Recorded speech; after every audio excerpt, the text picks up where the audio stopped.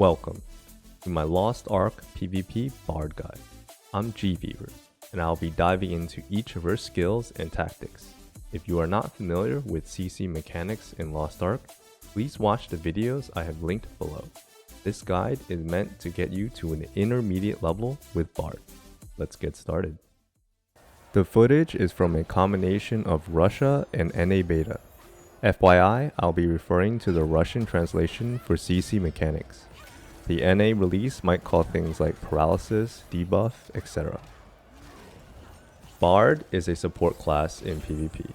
There is no viable DPS Bard build, which makes her mostly a reactive class.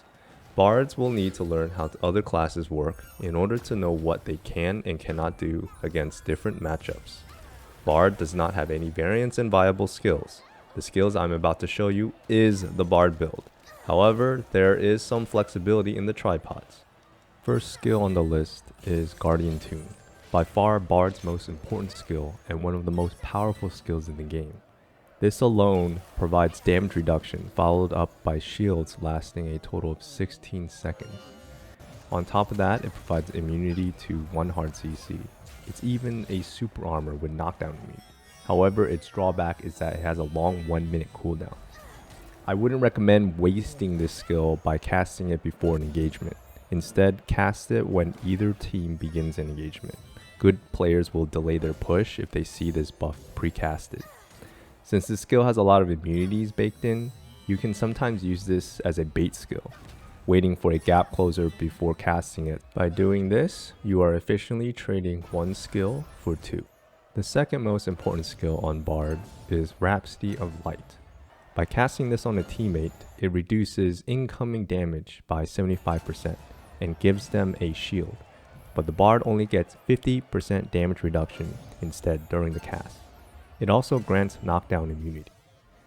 This is best used for your teammates, but don't be afraid to use it as a self-peel.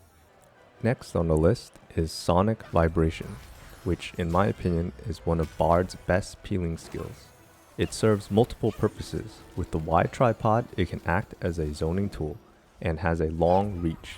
It leaves a lingering AoE, which can be used as both a self-peel and a team peel.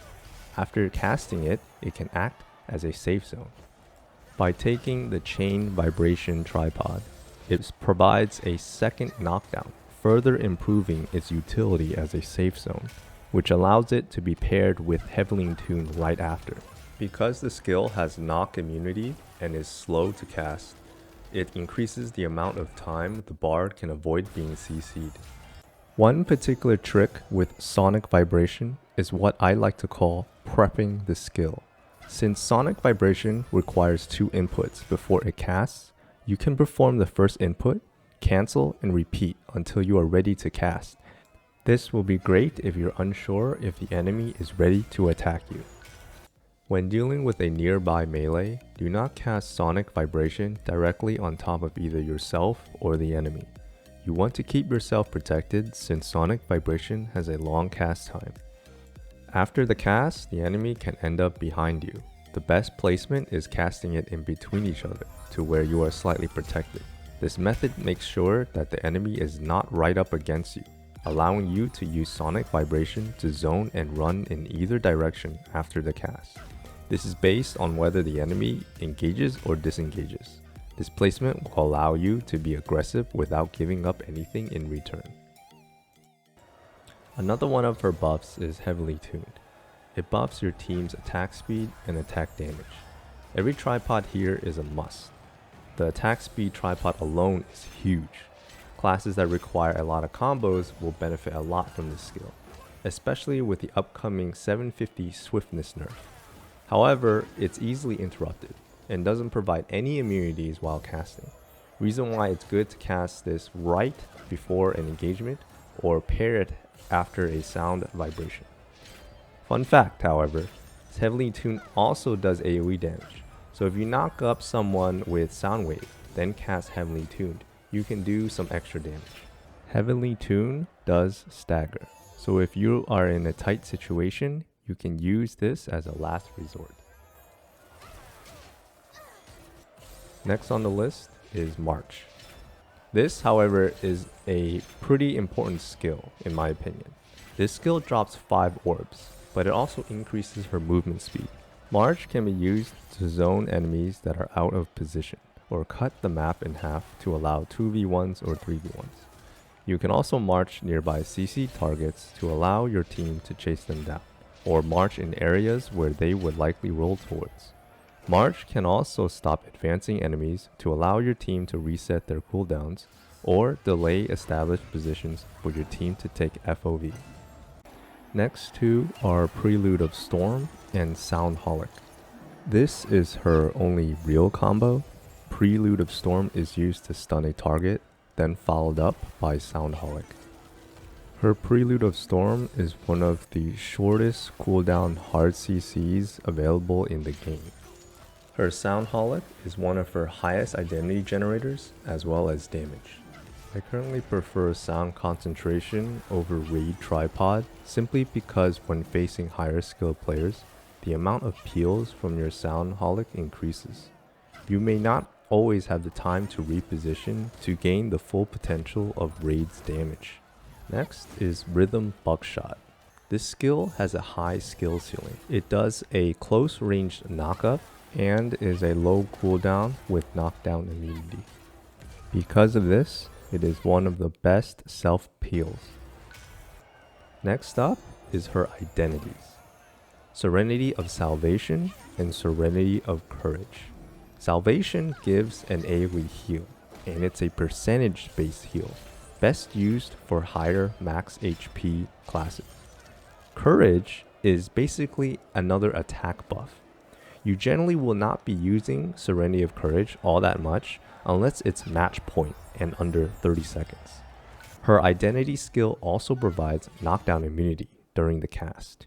You generally don't want to wait until your identity is full to cast. I find the sweet spot is around 2 chords, but even casting it on 1 chord to counter some chip damage is totally fine.